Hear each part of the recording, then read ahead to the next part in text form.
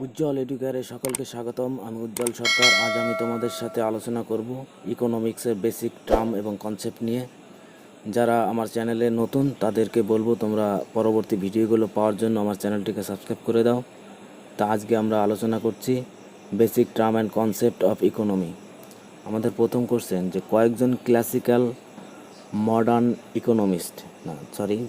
Classical economist এরা ছিলেন Adam Smith, Alfred Marshall, J B Shaw. এরা ছিলেন ক্লাসিক্যাল ইকোনমিস্ট। নেক্সট কোশ্চেন, কয়েকজন modern economist Paul Samuelson, J M Keynes, Amartya Sen. এরা ছিলেন modern economist. Next question, father of economics কাকে বলে? অর্থনীতির জনক। অ্যাডাম স্মিথকে ফাদার অফ ইকোনমিক্স বলে। Next, father of modern economics, আধুনিক অর্থনীতির জনক কাকে বলা হয়? তিনি হচ্ছেন জে এম কেইনিসকে আধুনিক অর্থনীতির জনক বলা হয়। ফাদার অফ পলিটিক্যাল ইকোনমিক্স, রাজনৈতিক অর্থনীতির জনক কাকে বলা হয়? তিনি ছিলেন Adam Smith. Wealth of nation গ্রন্থটি কার লেখা? ওয়েলথ অফ নেশন গ্রন্থটি লিখেছিলেন অ্যাডাম স্মিথ। লেজি ফেয়ারের প্রবক্তাকে? এই লেজি ফেয়ার এই কথাটি ব্যবহার করেছিলেন Adam Smith. Next, economics is what economist do, এই উক্তিটির প্রবক্তা ছিলেন Jacob ভাইনার। Next, economics is oldest of art and newest of science, এই উক্তিটির প্রবক্তা ছিলেন স্যামুয়েলসন। ইকোনমিক্স প্রধানত কয় প্রকার? ইকোনমিক্স প্রধানত দুই প্রকার। একটি হচ্ছে মাইক্রো ইকোনমিক্স, যাকে বলা হয় ক্ষুদ্র অর্থনীতি, আর একটা হচ্ছে ম্যাক্রো ইকোনমিক্স, যেটা হচ্ছে বৃহৎ অর্থনীতি। নেক্সট কোশ্চেন বলছে যে মাইক্রো অ্যান্ড ম্যাক্রো এই কথা দুটির, এই টার্ম দুটিকে প্রথম কয়েন কে করেছিল, একত্রিত করেছিলেন? তিনি ছিলেন মিস্টার র্যাগনার ফ্রিস।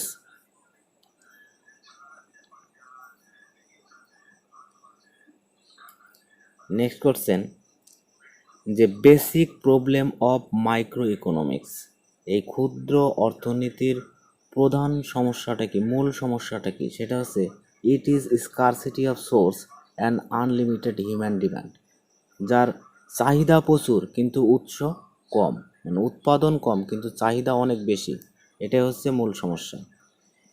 নেক্সট বলছে মাইক্রো ইকোনমিক্স বা ক্ষুদ্র অর্থনীতি কোন কোন বিষয়গুলি নিয়ে আলোচনা করেন? সেই বিষয়গুলি হচ্ছে প্রোডাকশন উৎপাদন, কস্ট মূল্য, কনজুমার বিহেভিয়ার গ্রাহকের আচরণ, market structure and theory of distribution বন্টনের পদ্ধতি। এই বিষয়গুলি ক্ষুদ্র অর্থনীতি বা মাইক্রো ইকোনমিক্সের মূল আলোচ্য বিষয়। নেক্সট আরেকটা কোশ্চেন যেটা very very important, micro economics is known as price theory. Micro ইকোনমিক্সকে প্রাইস থিওরি বলা হয়। Very very important. কোন অর্থনীতিকে প্রাইস থিওরি বলা হয়? এটা বহুবার পরীক্ষায় এসছে। সেটা হচ্ছে প্রাইস থিওরি বলা হয় মাইক্রো ইকোনমিক্স বা ক্ষুদ্র অর্থনীতিকে। নেক্সট কোশ্চেন, ম্যাক্রো ইকোনমিক্স বা বৃহৎ অর্থনীতি। বৃহৎ অর্থনীতি বলছে ন্যাশনাল ইনকাম জাতীয় আয়, ইনফ্লেশন মুদ্রাস্ফীতি, ডিফ্লেশন মুদ্রা হ্রাস, আনএমপ্লয়মেন্ট বেকারত্ব, পোভার্টি দারিদ্রতা, থিওরি অফ ইনভেস্টমেন্ট বিনিয়োগের সূত্র অ্যান্ড ব্যাংকিং, এই বিষয়গুলি নিয়ে আলোচনা করে। সেটা হচ্ছে ম্যাক্রো ইকোনমিক্স বা বৃহৎ অর্থনীতি। Macro economics is also known as theory of income and employment. এই ম্যাক্রো ইকোনমিক্স বা বৃহৎ অর্থনীতিকে থিওরি অফ ইনকাম অথবা থিওরি অফ এমপ্লয়মেন্ট বলা হয়, এই নামেও পরিচিত। Next, on the basis of nature of economy it can be classified as dash. বলছে অর্থনীতির প্রকৃতি অনুসারে এই অর্থনীতিকে কয়েক ভাগে ভাগ করা হয়েছে। কি কি ভাগে ভাগ করা হয়েছে সেটা আমরা এখন দেখে নেব। যে প্রথমত closed economy and open economy, simple economy and complex economy, free enterprise and planned economy, agriculture economy and industrial economy, 5 dualistic economy and stagnant economy. এই 6টি ভাগে ভাগ করা হয়েছে। ছয়টি ভাগ কী অনুসারে? প্রকৃতি মানে নেচার অফ ইকোনমি, ইকোনমিক্সের নেচার অনুসারে অর্থনীতিকে 6 ভাগে ভাগ করা হয়েছে। তাহলে আমরা তাহলে প্রথমেই দেখব ক্লোজ ইকোনমি কাকে বলা হয়। ক্লোজ ইকোনমি বলছে ইট is a kind of economy does not maintain international relationship. এটা এমন এক ধরনের অর্থনীতি যেখানে বৈদেশিক দেশে বা নিজের দেশের বাইরে অন্যান্য দেশের সাথে কোনো রকম ব্যবসায়িক যোগাযোগ থাকে না। এটি এমন একটি অর্থনীতি যার জন্য অন্য দেশের সাথে কোনো যোগাযোগ নেই, যা হবে নিজের দেশের ভিতরে, সেইগুলো হচ্ছে ক্লোজড ইকোনমি। যেরকম বলছে no trade of goods and service take place. এখানে স্পেলিংটা একটু মিস্টেক আছে, মানে কোনো বৈদেশিক সাথে একটাই হবে না, মানে goods and service take place মানে কোনো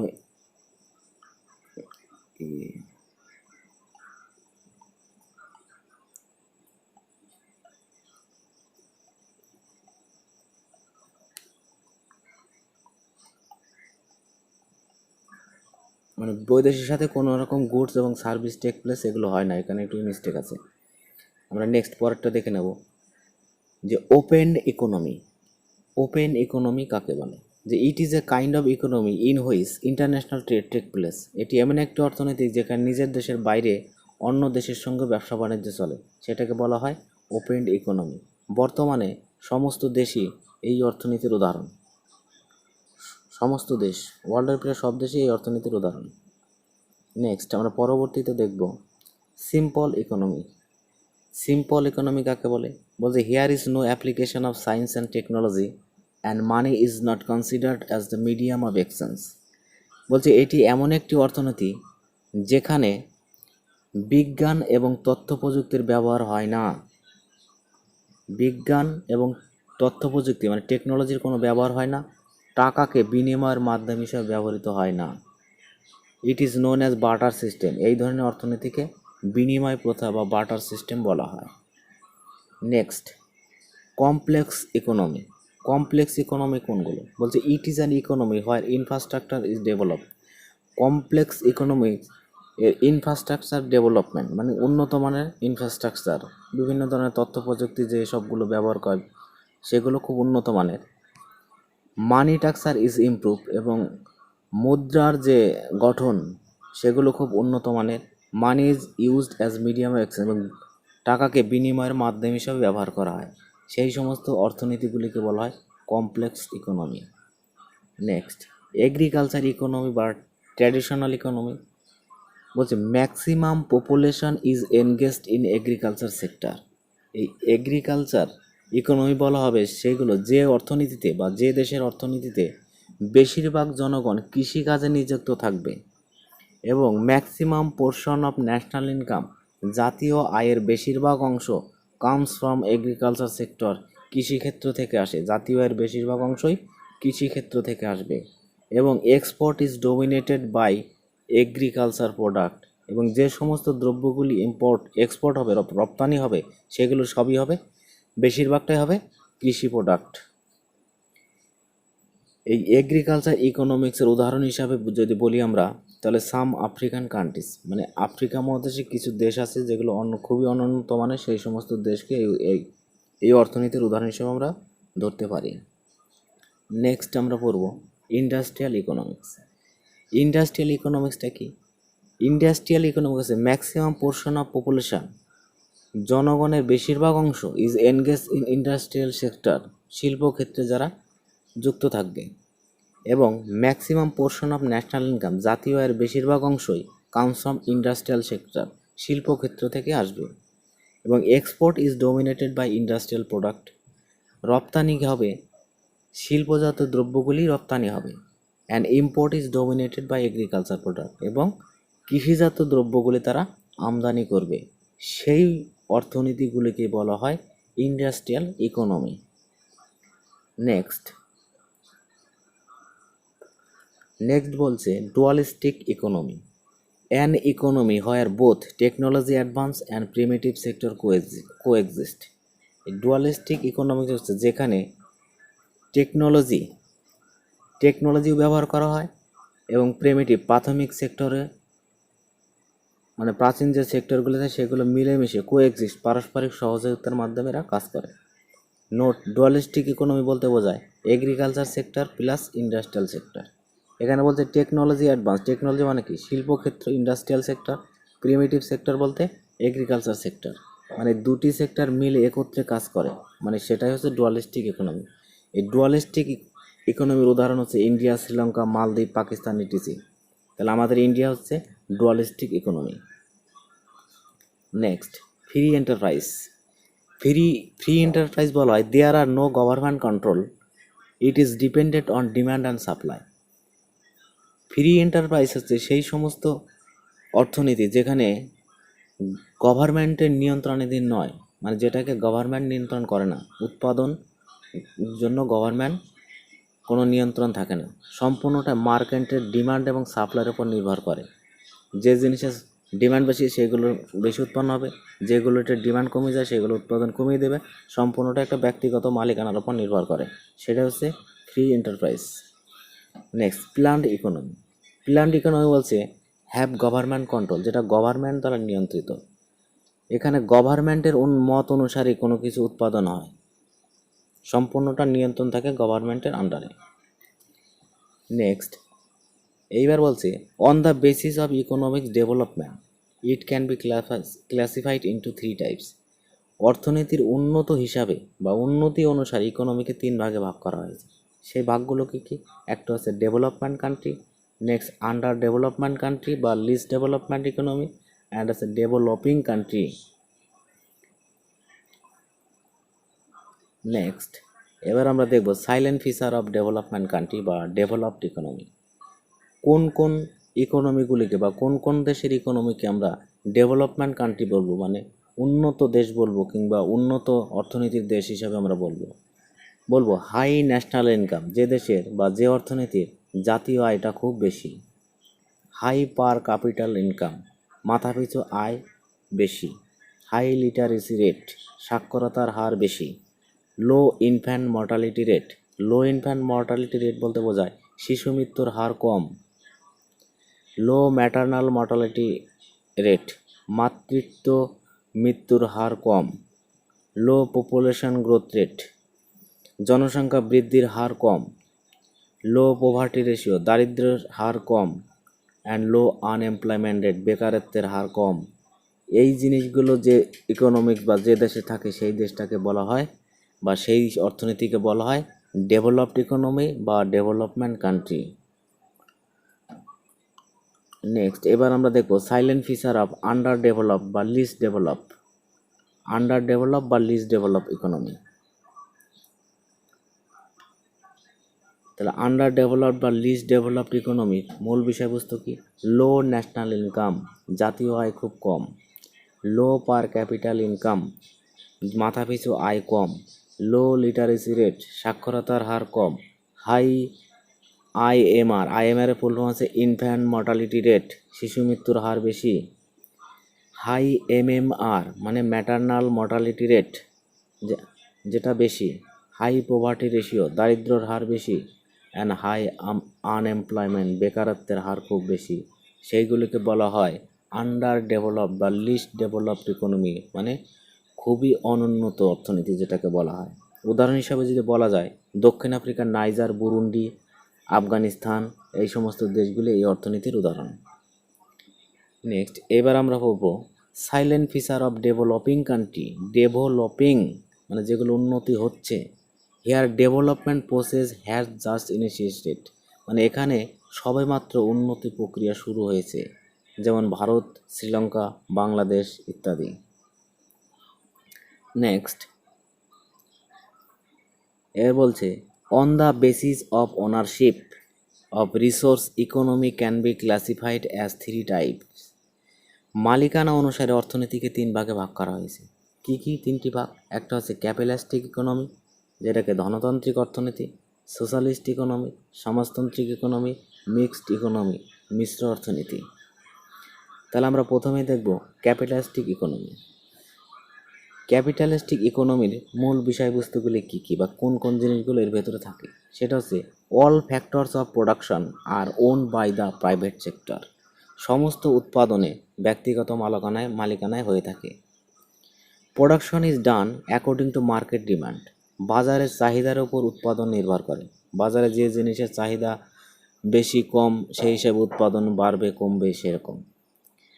price of all product are determined at market. কোন জিনিসটার দাম কত হবে সেটা মার্কেটের উপরে নির্ভর করবে। কোনো জিনিসের দাম যদি মার্কেটে চাহিদা বেড়ে যায় জিনিসটার দাম বেড়ে যাবে, কোনো জিনিসের চাহিদা কমে গেলে তখন জিনিসটার দাম কমে যায়। মানে সম্পূর্ণ কোনো জিনিসের দাম মার্কেটের চাহিদার উপর বা বাজার নিয়ন্ত্রণের উপর এটা নির্ভর করে। Next, the role of government is very minimum. সরকারের ভূমিকা খুবই কম, থাকে না বললেই চলে।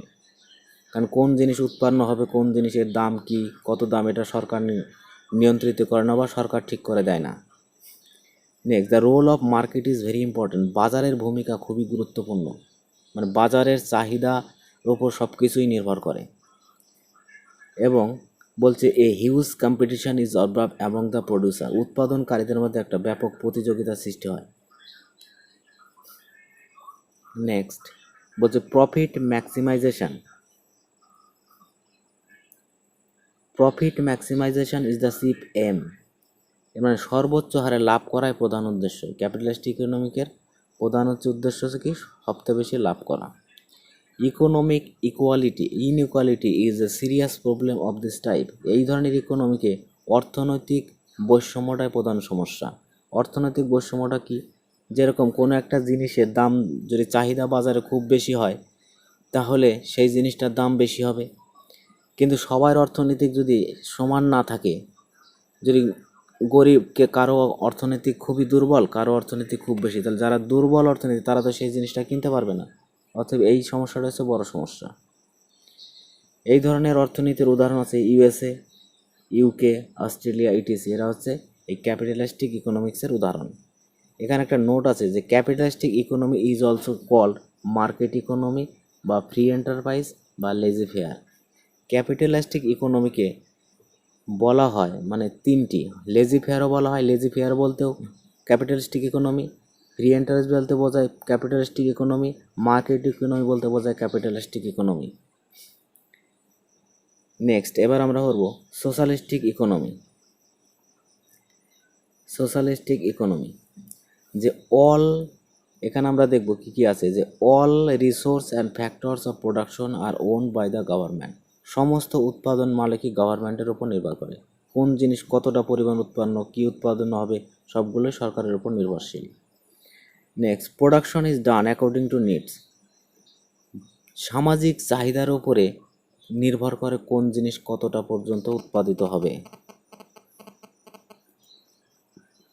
আর কি আছে, যে price of all products are determined by the government. কোনো জিনিসের দাম কত কি হবে সেটা সরকার নিয়ন্ত্রিত। Freedom and sovereignty of consumers and producer are nil. এখানে উৎপাদনের বিষয়ে গ্রাহক এবং উৎপাদের কোনো স্বাধীনতা থাকে না। মানে আজকে আমার একটা জিনিসের দরকার, সেটা দরকার দেখেই যে কোম্পানি উৎপাদন করবে, কে সরকার উৎপাদন করবে তার কোনো গ্যারান্টি নেই। কিংবা বাজারে একটা জিনিসের খুব চাহিদা আছে কিন্তু উৎপাদনকারী ইচ্ছা করলে সেটা উৎপাদন করতে পারবে না, সেটা সরকারের অনুমতি নিতে হবে। সম্পূর্ণটাই সরকার নিয়ন্ত্রিত। নেক্সট বলছে the role of government is very important. এখানে গভর্নমেন্ট, সরকারের ভূমিকাটাই সবথেকে গুরুত্বপূর্ণ। Economic planning is done. এই ধরনের অর্থনীতিতে সব কিছু অর্থনৈতিক পরিকল্পনা অনুসারে হয়ে থাকে। ইকোনমিক প্ল্যানিং ইজ ডান, এই অর্থনৈতিক পরিকল্পনাটাই মেন বিষয়। Social welfare maximization is the chief aim. এখানে মূল উদ্দেশ্য হচ্ছে সামাজিক কল্যাণ, সমাজ কল্যাণই হচ্ছে এই অর্থনীতির মূল উদ্দেশ্য। বলছে bureaucratic problem is a major problem of this kind of economy. এই ধরনের অর্থনীতিতে কর্মচারী সংক্রান্ত সমস্যাটাই প্রধান সমস্যা। এই সোশ্যালিস্টিক ইকোনমিকের উদাহরণ হচ্ছে চায়না, ভিয়েতনাম, কিউবা এবং ফরমার সোভিয়েত রাশিয়া, মানে আগেকার যে সোভিয়েত রাশিয়া সেটা। এখানে একটা নোটস দেওয়া আছে যে socialistic economy is also called control economy বা command economy. Very very important যে কন্ট্রোল ইকোনমি কাকে বলে বা কমান্ড ইকোনমি কাকে বলে, সেটা হচ্ছে সোশ্যালিস্টিক ইকোনমিকে বলা হয়ে গেল। Next, mixed economy, both government আর public and private sector coexist. এখানে গভর্নমেন্ট এবং মানে সরকারি এবং বেসরকারি উভয় পারস্পরিক সহযোগিতায় কাজ করে বা উভয় ধরনের অর্থনীতি দেখা যায়। উদাহরণ হিসেবে বলা যায় ইন্ডিয়া, পাকিস্তান, বাংলাদেশ, শ্রীলঙ্কা, এগুলো সব মিক্সড বা মিশ্র অর্থনীতির উদাহরণ।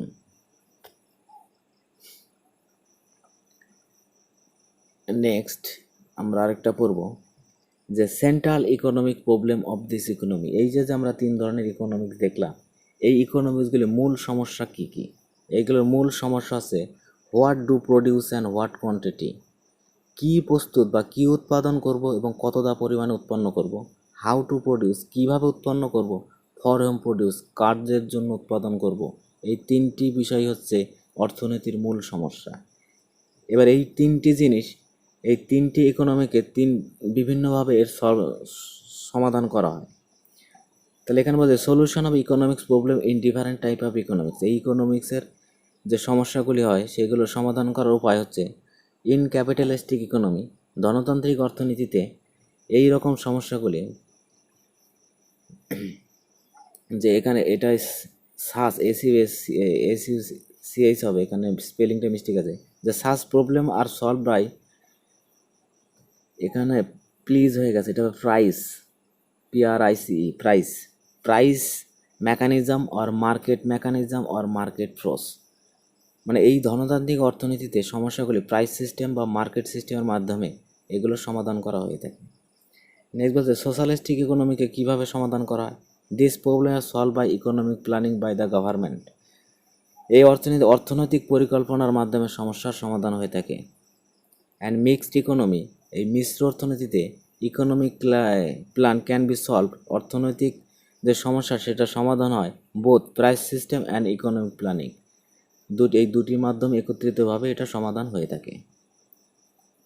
নেক্সট বলছে what is economic growth. Economic growth কি? বলছে economic growth is a quantitative concept.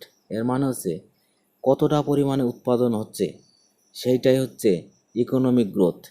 দেখা গেল এখন 2020 সালে কোনো জিনিস 50টা উৎপন্ন হচ্ছে, কিন্তু দেখা গেল 2021 গিয়ে জিনিসটা 60খানা উৎপাদন হচ্ছে, তাহলে ইকোনমিক গ্রোথ আমার 10।